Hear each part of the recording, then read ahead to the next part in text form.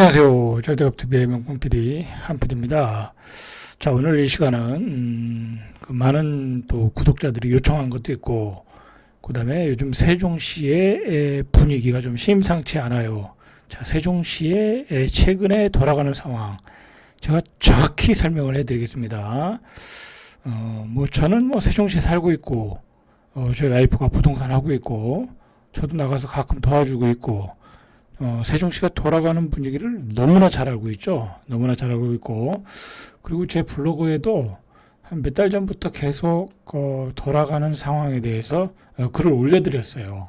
제 블로그에서도. 자, 제가 한 두 달 전에 뭐라고 올렸냐면, 25평 아파트가 완전히 엄청 거래되고 있다. 엄청 거래되고 있다. 다 실수요자에 의해서 팔리고 있다. 거래가 엄청 됐어요. 25평 아파트가. 자, 두 달 전부터 이미 돌았어요. 시장은 돌았어요. 그때 한참, 유튜브에서 뭐라고 그랬어요. 두 달, 세 달 전에. 그냥 막 폭락론자들이 나와가지고, 세종시 아파트 반토막 났다, 어쩌고저쩌고 했죠. 자, 그런 허상들을 조금 아실 필요가 있어요. 세종시 아파트가, 뭐랄까요. AI로 만들어가지고, 그냥, 그 폭락론을 만들어가지고, 과대 포장해서, 구독, 조회수 올리는 이 유튜버들이 많아요. 그런데 실상은 그렇지 않았어요. 자, 오늘 그 실상을 여러분들이 조금 파악하실 필요가 있어요. 무작정 옛날에 거품이 꼈지만, 이제 거품이 빠진 상태에서 거래가 되는 거잖아요. 자, 이제 그런 것들을 좀 아실 필요가 있다. 자, 일단은 이 이야기부터 좀 해야 돼요. 최근에 그 서울에 싱크홀이 많이 발생하고 있죠. 강동구 3번 싱크홀이 크게 나서 한 명이 희생됐고, 그 다음에 거기는 이제 9호선 구간 공사하느라고 이제 그 영향을 받은 거고, 그 다음에 이번에 신안산선 광명시였죠. 거기서 공사할 때 또 무너져가지고 크게 무너졌잖아요. 크게 무너져가지고 한 명이 희생됐나요? 구조가 됐나요? 구조가 됐는지 모르겠네. 어쨌든 거기서도 사고가 났고 그랬거든요. 근데 이 사건을 그냥 보면 안 돼요. 그냥 보면 안 되는 거 아니야. 그냥 의미 없이 그냥 어떤 뭐랄까요, 인재에 의한 사고다, 그렇게 보시면 안 되는 게, 오늘 신문에도 나왔지만, 이 사건의 어떤 중요한 요인이 두 가지가 있어요. 자, 이게 다 세종시하고 연관이 돼서 이야기하는 거예요. 그냥 얘기하는 게 아니에요.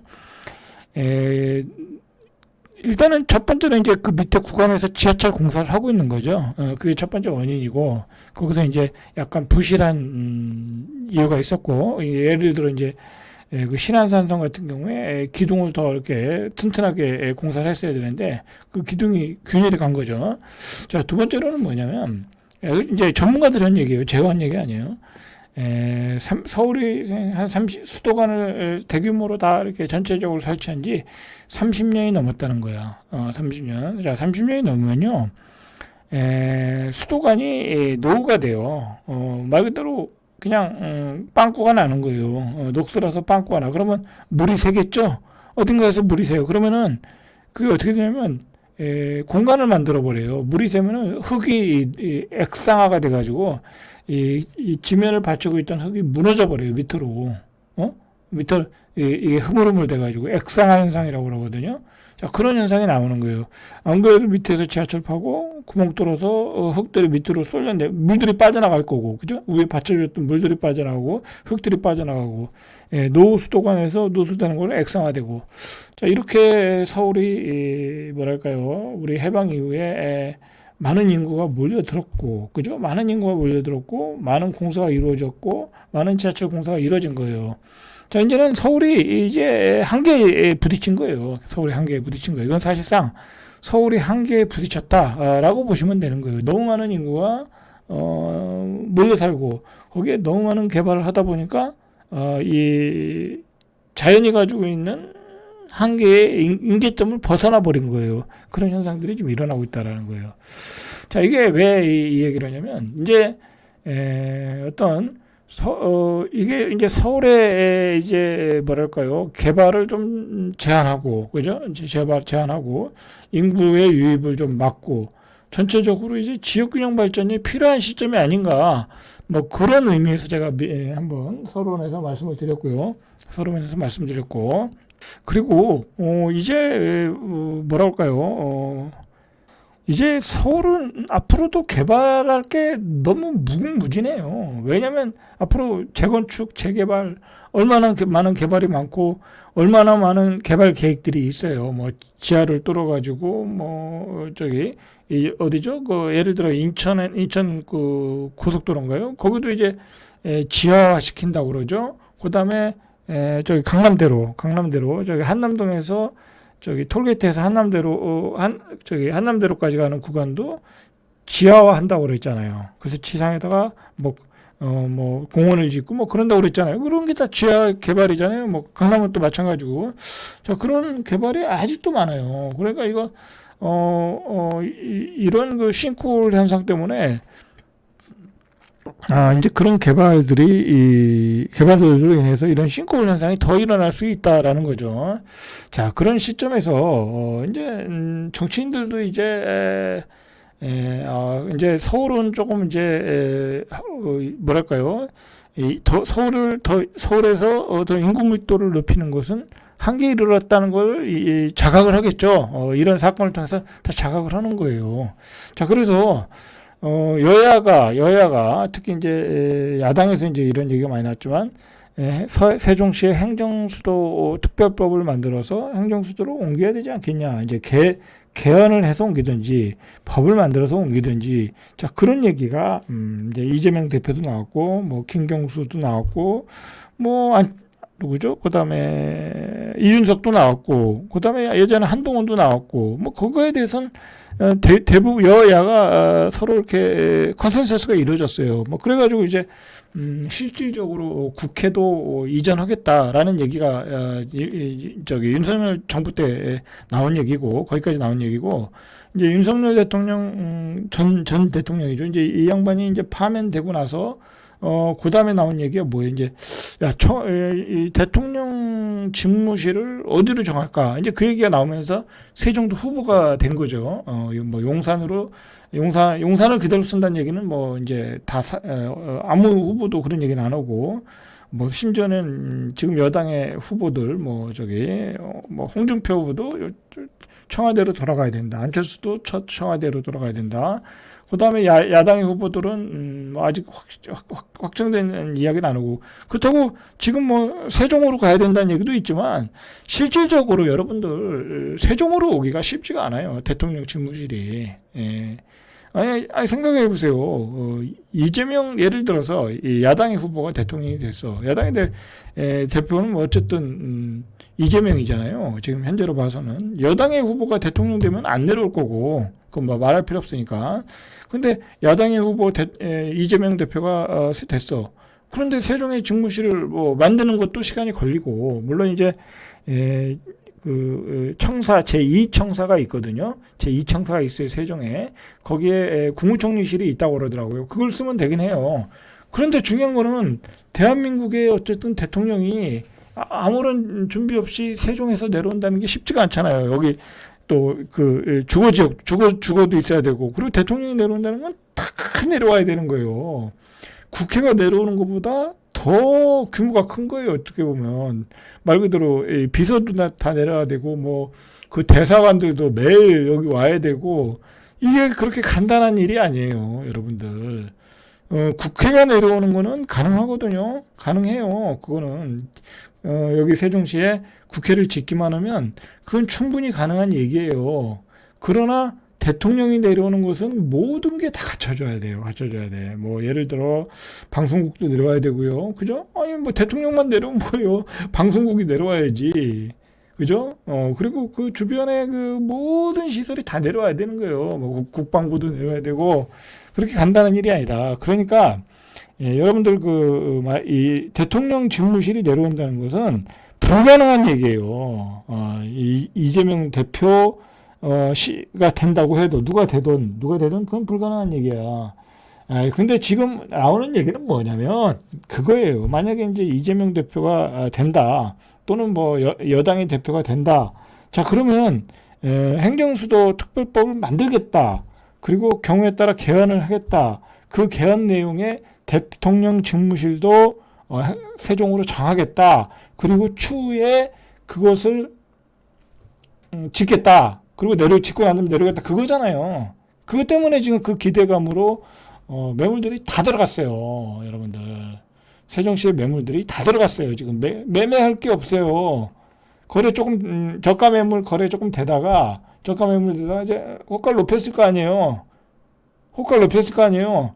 높였는데 층도 후지고 뭐 별로야. 근데 좋은 거는 한참 더 올려놓고 그러니까 거래가 안 돼요. 거래가 안 된다니까 매물이 다 들어갔어. 근데 중요한 거는 절대로 지금 다음 대통령 선거에서 대통령 당선돼도 대통령 집무실은 내려오지 않는다라는 거죠.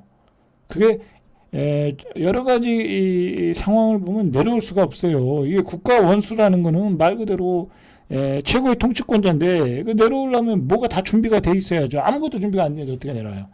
근데 법 개정은 이루어질 수 있다. 그 기대감으로 가는데 그것도 사실 뭐 확정된 얘기도 아니잖아요.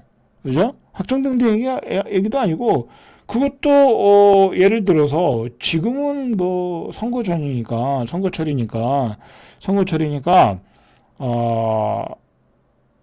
여야가 행정수도 특별법 반대입니다.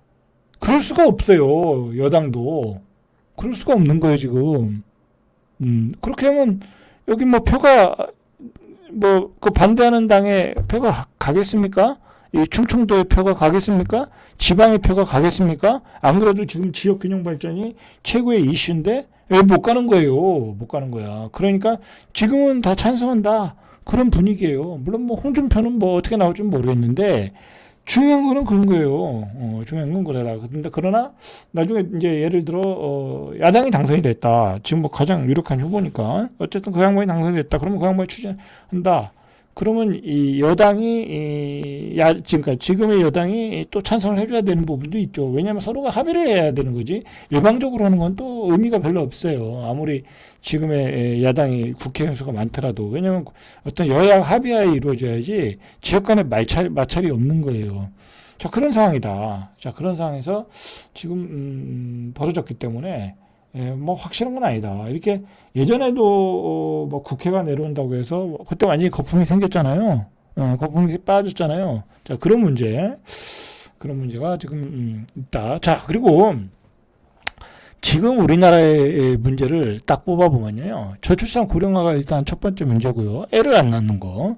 그 다음에 균형 발전, 국가 균형 발전이 완전히 깨졌잖아요. 그게 그 근본적인 원인이에요. 젊은이들이 다 서울로 왜 가겠어요? 거기에 다 그 좋은 직장 다 있고 거기에 좋은 대학 다 있고 그래서 가는 거 아니에요. 그리고 거기서 애들 교육 좋은 대학은 거기 다 있고 그러니까 우리 서울에 했던 여러 가지 문제들, 집값의 문제들, 싱크홀의 문제들, 여러 뭐 정치적인 문제들, 여러 가지 문제들이 이런 두 가지에 있고요. 그다음에 또 세계화의 붕괴, 뭐 이거는 외교적인 문제고, 그다음에 구경제 구조의 변화, 뭐 이거는 우리 경제의 문제고, 그다음에 AI 투자의 문제, 이거는 이제 우리 성장의 문제고, 이런 문제들이 있거든요. 자, 이런 문제들이 있는데. 이 세종의 이 어떤 그 행정수도 특별법을 통한 행정수도 이전은 이 두 가지를 해결할 수 있는 이 두 가지 세 가지 네 가지를 해결할 수 있는 어떤 중요한 어떤 화두예요, 화두. 그러니까 반드시 이루어져야 되는 거예요. 어떤 당장의 직무실은 안 내려오더라도 최소한 국회 이전 속도를 가속화시키고, 그죠? 국회 이전을 일단 국회가 내려와서 자리를 잡아야 대통령 직무실도 내려오는 거예요, 순서대로. 그리고 이제 그런 거예요. 근데 이게 문제는 뭐냐면요, 속도가 너무 더디다는 거예요. 속도가 너무 더디다는 거예요. 자, 속도가 너무 더디다는 거예요. 문재인 정부 때도 문재인 정부야말로 뭐 노무현 정부를 이어가지고 국가균형 발전을 핵심 화두로 했는데도 그때 뭐 한 게 뭐 있어요, 그죠? 뭐 여가부 아니죠, 저 뭐죠? 행정부, 그 다음에 뭐죠? 기재부인가요? 행정자치부, 과학기술부. 그 두 가지 부서 내려온 거 빼고는 없었죠. 그 다음에 국회를 이전해야 된다라고 법을 만들었나요? 하여튼 그냥 화두만 던졌나? 그래도 어쨌든 화두만 던졌죠. 거의 화두만 던졌던 것 같은데 그러면서 거기까지 했고, 그 다음에 윤석열 정부 들어와서 이제 국회 이전을 확정졌죠. 이제 그것도 전부 이전하는 게 아니에요. 그냥 상임 부서 이게 한 3분의 2 정도, 상임위원회 한 3분의 2 정도만 내려오고, 그러니까 윤석열 정부에서는 거기까지 한 거예요. 윤석열 정부에서는 사실 직무실도 이전하겠다, 직무실도 짓겠다라고 했는데 그건 추진이 안 됐어요. 하다가 말았어요. 왜 이제 탄핵되고 그러다 보니까 그렇게 됐고, 거기까지밖에 안 했어요. 그러니까 한 일이 없어 사실은. 이재명 이제 야당 때 이제 국회를 확정을 진 거죠. 이제 아무래도 야당이 이제 다수표로 하다 보니까 거기까지 됐는데 그것도 불완전하고 속도도 28년도에 지금 하기로 했는데 아직은 그렇게 속도가 붙진 않고 있어요. 빨리 이제 설계를 해야 될 국면이거든요. 설계하고 해야 되는데 지금 25년도거든요. 그럼 올해 설계하고 올해 설계서 나오고 26년 빨라야 26년부터 공사해야 26, 27, 28 그죠? 그래야 빨라야 28년, 29년이에요. 빨라야 진짜 빨리 추진해야. 근데 국회에 있는 사람들이 이 지방으로 내려오고 싶겠어요? 거기 직원들이. 그러니까 또 추진 속도는 안 붙고. 근데 그 추진 속도를 지금 붙여줘야 돼, 정치인들이. 아니면 다음 대통령이 야 이거 빨리 추진해라. 국회부터 빨리 내려가라. 여러분 지금 서울은 완전히 과포화 상태야. 아까 전반 서론에서 이야기했듯이 과포화 상태야. 이대로 가면 서울은 정말 너무 과밀도, 과개발, 과개발이죠. 과개발. 그런 거로 굉장히 부작용이 일어날 수 있어요. 그래서 이제는 전반적으로 도시계획원 학자라든지 교수들, 전반적 정치인들도 다 컨센서스를 이룬 건 사실이에요. 이건 이제 행정수도를 다 옮겨야 된다라는 거는 누구도 부인 안 해요. 누구도 부인 안 해. 근데 속도가 문제다. 속도에 좀 문제가 있다. 그러나 어쨌든 요번에는 그런 컨센서스가 강하다. 별로 이견이 없다고 하니까 기대감으로 이렇게 가격이 오른 거죠. 가격이 오르고. 그리고 여러분들 이걸 아셔야 돼. 예를 들어서요. 내가 다음 시간에 얘기를 했는데, 오늘 거기까지만 얘기할게요. 여러분들 착각을 하시는 게 뭐냐면, 집을 너무 싸게 살라고 하고 그래. 집을 싸게 살라고 그래. 아니, 그러니까, 한 두세 달 전에 보면요. 바닥 같다고 손님이 왔어요. 야, 하도 방송에서 떠드니까, 세종시 몇 억 떨어졌다, 반토막 났다니까 오더라고 손님들이. 근데 그 손님들이요 돈은 안 가지고 오고 그냥 냄새만 맡으러 오는 거야. 그리고 가격은 싼 걸 배줘도 사질 않아. 더 떨어지겠죠 가더라고. 그래가지고는 집을 못 사요. 그래가지고 집을 못 사. 그때가 바닥이었는데 22년에 최저가 바닥을 찍었고요. 세종시는 24년에 쌍바닥을 찍었어요. 22년에 바닥을 찍고 24년에 쌍바닥을 찍은 거야. 제가 뭐라고 그랬어요. 예전에 지금 예를 들어 84 기준으로 한 6억대가 이제 바닥에서 팔린 거거든요. 조금 A급지로. BRT 라인에 A급지로 한 6억에서 6억 한 3천, 4천, 5천에 팔렸는데 얼마 전에 세종시에서 이제 오세훈권에서 분양하니까 6억 2천에 분양했잖아요. 그 입지가 안 좋은데. 그 입지가 완전히 진짜 최악의 입지 아파트가 6억 2천에 분양했잖아요. 그러면서 매수세가 돌아버렸어요. 그래서 내가 그랬잖아. 이 6억 밑으로는 떨어지질 않는다. 6억 밑으로는 떨어지질 않는다라고 얘기를 했어요. 네? 그리고, 대전에 20년, 30년 된 아파트도 6억짜리가 있는데, 대전보다 세종이 난데, 그것도 거래되는데, 어떻게 4년차, 5년차 된 아파트가 6억 밑으로 떨어지냐고. 그렇지 않겠습니까? 그래서 제가 쌍바닥이다라고 얘기를 했어요. 여러 블로그에도 얘기를 했고, 근데 사람들이 안 사더라고.